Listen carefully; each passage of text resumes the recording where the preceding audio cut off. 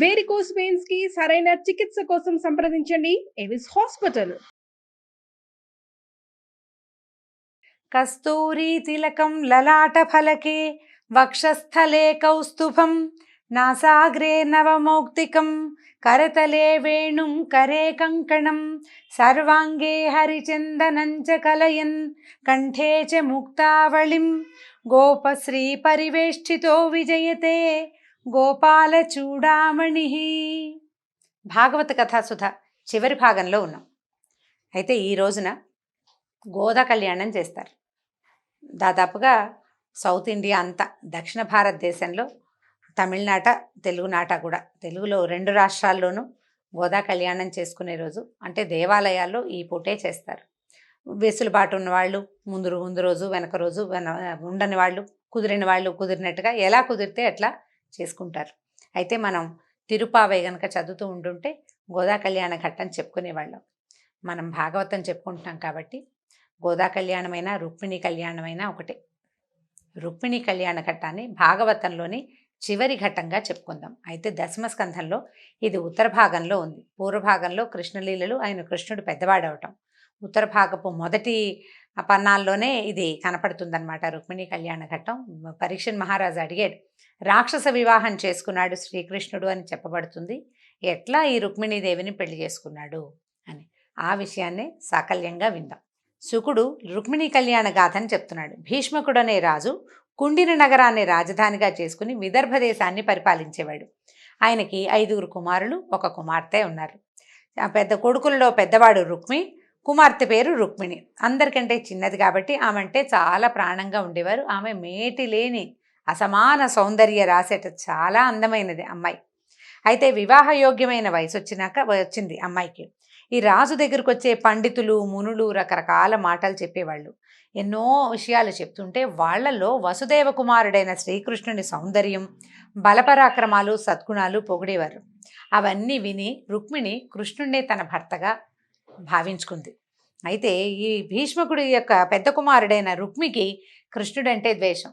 భగవంతుని పట్ల ద్వేషం ఎందుకు ఉండాలి ఎవరికైనా? ఎందుకుందో అతనికి. ఎందుకంటే అతని స్నేహితులు కృష్ణుడికి వ్యతిరేకులు. దానివల్ల ఇతనికి కూడా అకారణమైందే, వీళ్ళకి వాళ్ళకి ఏ సంబంధము సాపత్యము లేదు, అయినా కూడా కృష్ణుడు నచ్చడు అతనికి. అయితే శ్రేయోభిలాషులంతా చాలామంది ఏం చెప్పారంటే రాజుగారికి, రుక్మిణిని కృష్ణుడికి ఇచ్చి పెళ్లి చేయి, కృష్ణుడు చాలా గొప్పవాడని చెప్పారు. కానీ రుక్మి ఒప్పుకోక తన చెల్లెలికి తగిన భర్త చేది దేశపు యువరాజు అయినటువంటి శిశుపాలుడు అని ప్రకటించాడు. ఈ శిశుపాలుడు ఎవరు? చైద్యుడని పేరు పెట్టబడినటువంటి శ్రీకృష్ణుని యొక్క మేనత్త కుమారుడు. ఒక 2వ మేనత్త, 3వ మేనత్త కొడుకు. అయితే రుక్మి మాట కాదనలేక రాజు ఏం చేశాడు, రుక్మిణిని శిశుపాలుడికి ఇవ్వడానికి నిశ్చయించుకున్నారు.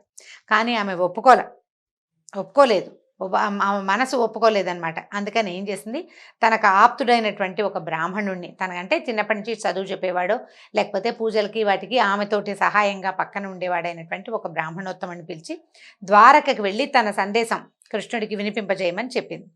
పంపించేసరికి అతను ద్వారకకి వెళ్ళి శ్రీకృష్ణ మందిరం చేరి చక్కగా అక్కడ ఆసీనుడై ఉన్న కృష్ణుడిని చూశాడు.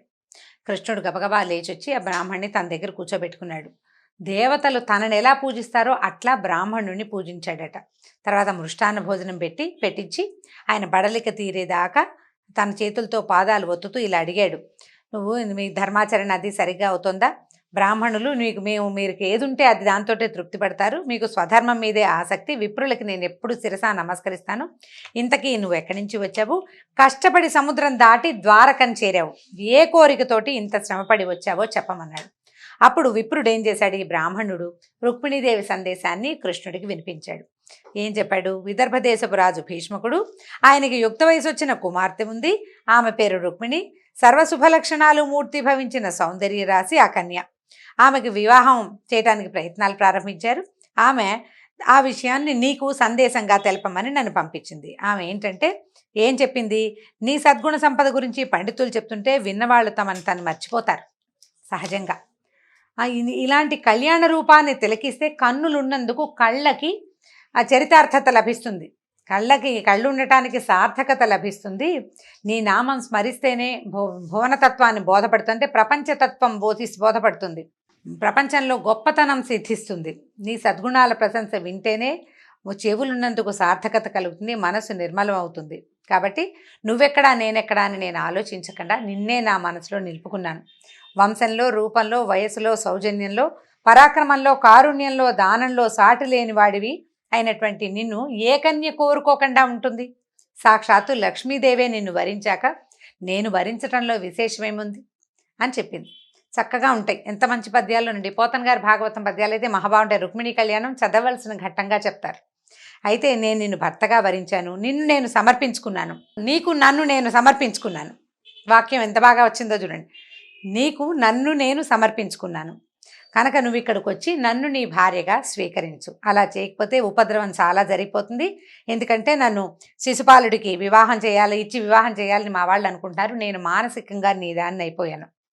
నువ్వు వచ్చి నన్ను గనక చేపట్టకపోతే సింహం తాలూకు సొమ్ముని గోమాయువు సొంతం చేసుకున్నట్టుగా నన్ను శిశుపాలుడు చేపడతాడు. అట్లా జరగకూడదు.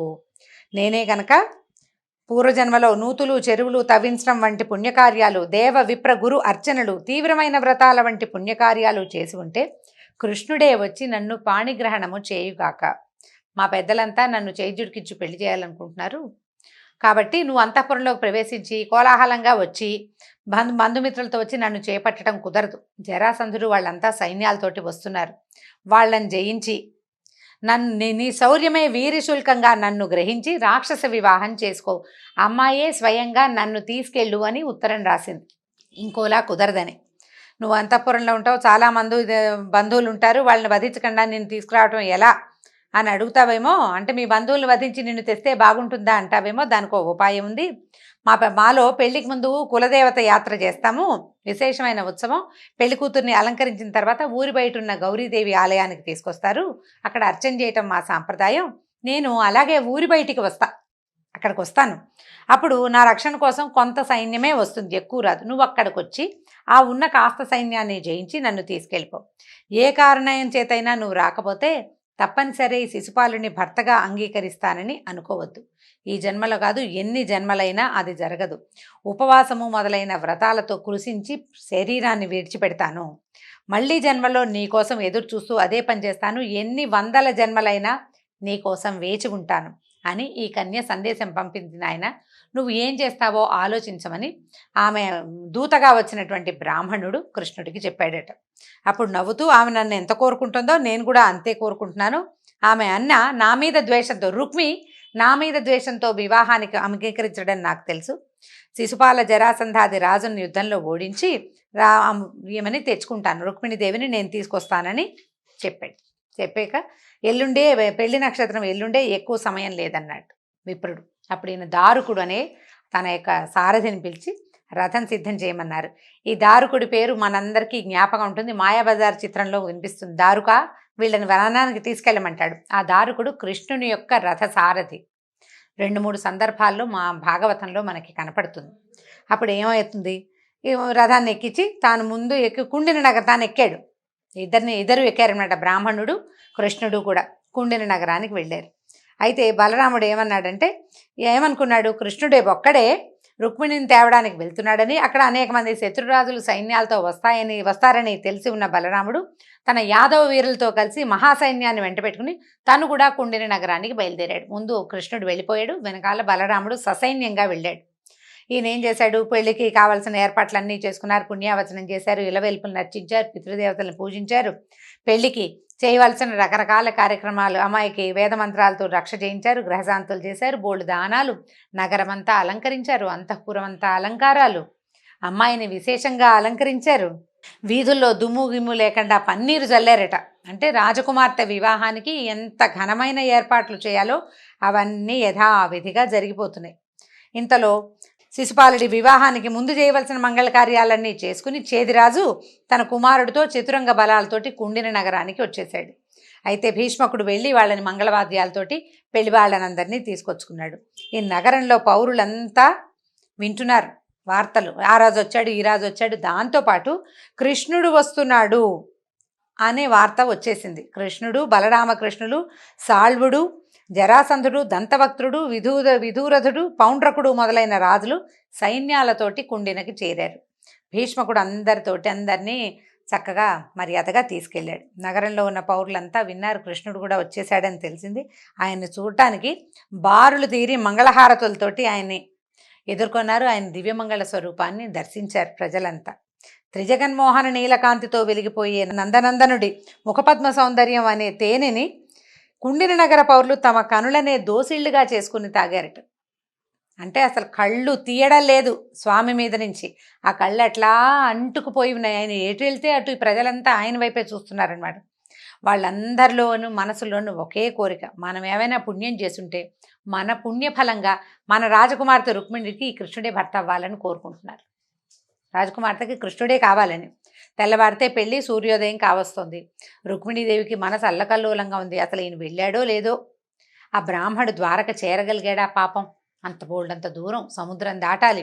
కృష్ణుడి దర్శనం అయిందో లేదో, నేను చెప్పిన దర్శనం అయ్యాక నేను చెప్పిన మాటలు చెప్పాడో లేదో, కృష్ణుడు ఆ మాటలు విన్నాడో లేదో, విని మన్నించాడో లేదో, వస్తాడో రాడో, నేనేం చెయ్యాలి అని ఎంత దిగులుగా డోలాయమానంగా ఉందన్నమాట.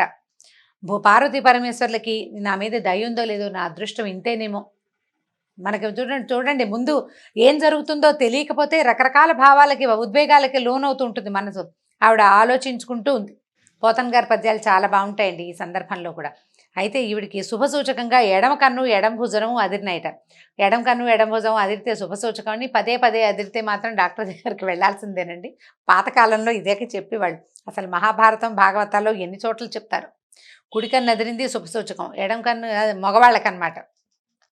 ఆడవాళ్ళకి ఎడమ కన్ను ఎడమ భుజము అదిరితే శుభసూచకం అని. సరే ఈవిడ ఏమనుకుంది, అమ్మయ్య ఇదేదో జరిగేలాగానే ఉందని కొంచెం స్థిమితపడింది. కృష్ణుడు ఏం చేశాడంటే తాను వచ్చినట్టు చెప్పమని, రుక్మిణికి చెప్పమని విప్రుడిని పంపించాడు. ఆయన వెళ్ళి లోపలికి, ఆవిడ ఎవరు ఆపల, అంతఃపురంలో అందరికీ తెలుసు ఈవిడే రుక్మిణీదేవి ఆయనతో చాలా సభక్తికంగా మెలుగుతుందని. లోపలికి పంపించేసరికల్లా రహస్యంగా ఆమెకి ప్రియమైన వార్తను తెలియజేశాడు. వచ్చేసాడమ్మా కృష్ణుడు, దగ్గరలోనే ఉన్నాడు, ఏమీ భయం లేదని. మర్నాడు పొద్దున్నే ఇంట్లో ఏదో పూజ చేశారు. అమ్మాయిని పెళ్లి కుమార్తెగా అలంకరించారు. తల్లి, దాదులు, వాళ్ళు వీళ్ళు, చిలకత్తెలు, చాలామంది ముత్తైదులు తోడురాగా ఈ రుక్మిణీదేవి గౌరీ ఆలయానికి బయలుదేరింది. రాజభటులు సాయుధులై ఈ రక్షణ వలయంగా ఈవిడితోటి రాజకుమార్తెతో పాటు వెళ్ళారట.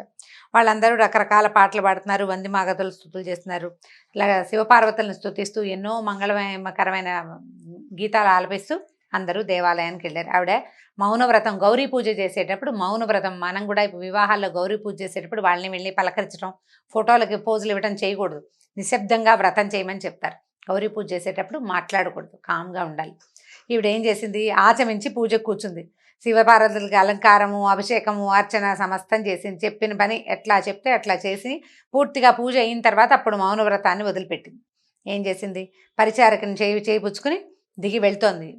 దేవాలయం నుంచి బయటికి వెళ్తుంటే ఎలా ఉందంటే ఇప్పుడు మానవ రాజకన్యలాగా లేదు, మహాలక్ష్మీదేవి నడిచొస్తున్నట్టుగా ఉందట.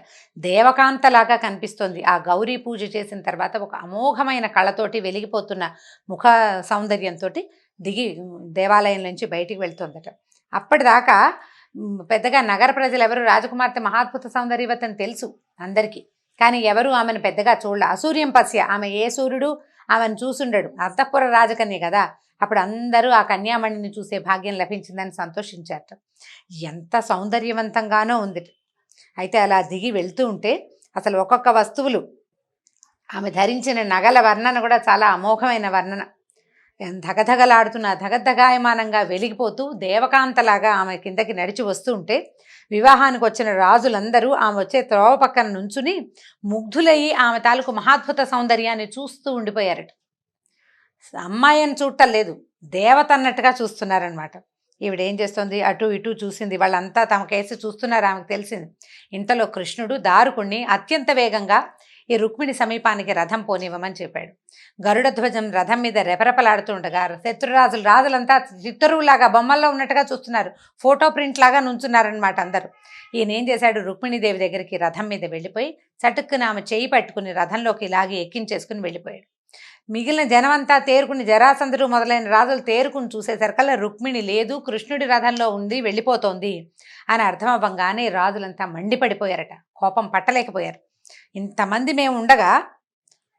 మేము ఉంటే ఇట్లా దొంగిలించుకుపోతాడా, ఇదేం పద్ధతి అని చెప్పి ఇంతమంది క్షత్రియుల్ని తృణీకరించి ఒక గోపాలుడు అంటే గోపాలకుడుగా బాల్యంలో ఉన్నాడు కదా, ఇక ఎప్పటికీ గోపాలుడే ఆయన. వీళ్ళందరికీ అదే భావం, గోపాలుడు గోపాలుడనే చెప్తుంటారు. వీళ్ళంతా పరిగెత్తారు, యాదవుడు ఎంతకు తెగించాడని చెప్పి వీడికి బుద్ధి చెప్పాలని మొత్తం అందరు కలిసి రథాలు గుర్రాలు వాళ్ళకి వచ్చిన చతురంగ బలాల్ని వేసుకుని వెంబడపడ్డారు. ఇంతలో ఏమైంది, బలరాముడు సైన్యం వేసి పట్టుకు తీసుకుని వచ్చాడు కదా, యాదవ సైన్యం అడ్డం పడింది. భయంకరమైన యుద్ధంలో రాజులంతా ఓడిపోయారు, యాదవులు గెలిచారు. జరాసంధాదులు పారిపోతుంటే శిశుపాలుడు తెల్లమొహం వేసి నోరెండిపోయి అవమాన భారంతో కుంగిపోయాడు. ఏమనుకున్నారు, ఎలాగోలాగా బతికితే బలుసాగు తినచ్చు, వీళ్ళకు దొరికితే చంపేస్తారు. అందుకని ఏం చేశారు, పద అని చైద్యుణ్ణి ఇతని శిశుపాలుడిని మిగిలిన రాజులు లాక్కెళ్ళిపోయారు. దొరికేమా చంపేస్తారు కాబట్టి దొరకకుండా ఉండటం, బతికుండి తర్వాత పగ సాధించవచ్చు, ఇప్పుడు చచ్చేం ప్రయోజనం రా నాయన అని తీసుకెళ్ళిపోయారు శిశుపాలుడిని కూడా. ఎలాగోలా బతికేమో, పెళ్లి మాట దేవుడెరుగు, భార్య మాట కూడా దేవుడెరుగు, నువ్వు ప్రాణాలతో దక్కుతావో లేదా అనుకున్నావు, అదృష్టం కొద్దీ నువ్వు బతికావు, చాలేరా నాయన అని అమ్మ నాన్న కూడా చెప్పేశారు, తీసుకెళ్ళిపోయారనమాట. అప్పుడు జరాసంధుడు చెప్పాడు, నేను 18 సార్లు అనేక అక్షౌహిణుల సైన్యంతో అతని మీద పడ్డాను, కృష్ణుడి మీద, కేవలం ఒక్కసారే గెలిచాను, 17 సార్లు నేను పరాజయం పాలయ్యాను. ఈ మాట చెప్తున్నాడు కానీ 18వ కూడా అతను గెలవలేదు. 18వ గెలిచానని భావించాడు. ఎందుకంటే వాళ్ళ కొండను ఎక్కేశారు, ఆ కొండని తగలబెట్టి అందులో వాళ్ళిద్దరూ మసైపోయారని భావించాడు. వాళ్ళు ఏం అవ్వలేదు, అతని ఉద్దేశం అనమాట, నేను గెలిచాను అనుకున్నాడు.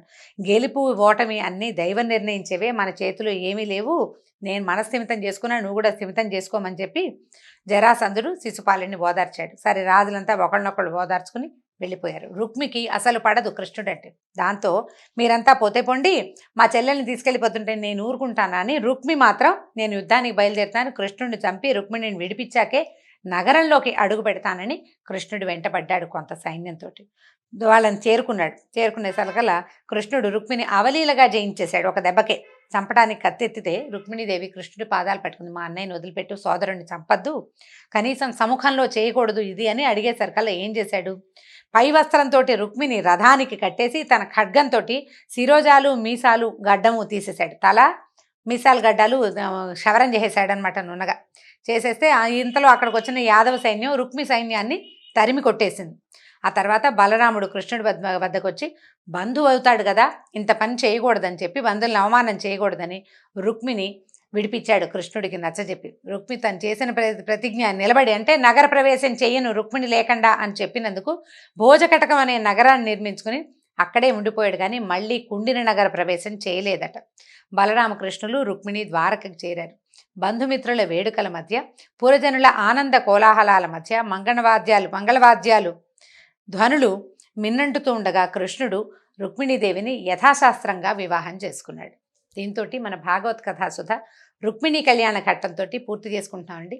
మరి వీలు వెంబడి ఇంకా ఏమైనా కొత్తవి అంటే మీకు అందరికీ తెలిసినవే మళ్ళీ ఇంకొకసారి చెప్పే ప్రయత్నం, ఏ పురాణాలు, ఏ కథలు, గాథలు ఏవి కుదిరితే అవి, వీలైతే రామాయణం కూడా, వాటన్నిటినీ మీకు ఇలా అంటే సాధారణమైన మాటలతోటి పరిచయం చేసే భాగ్యాన్ని కలగజేస్తాడు భగవంతుడని అనుకుంటూ సెలవు తీసుకుంటాను. నమస్కారం.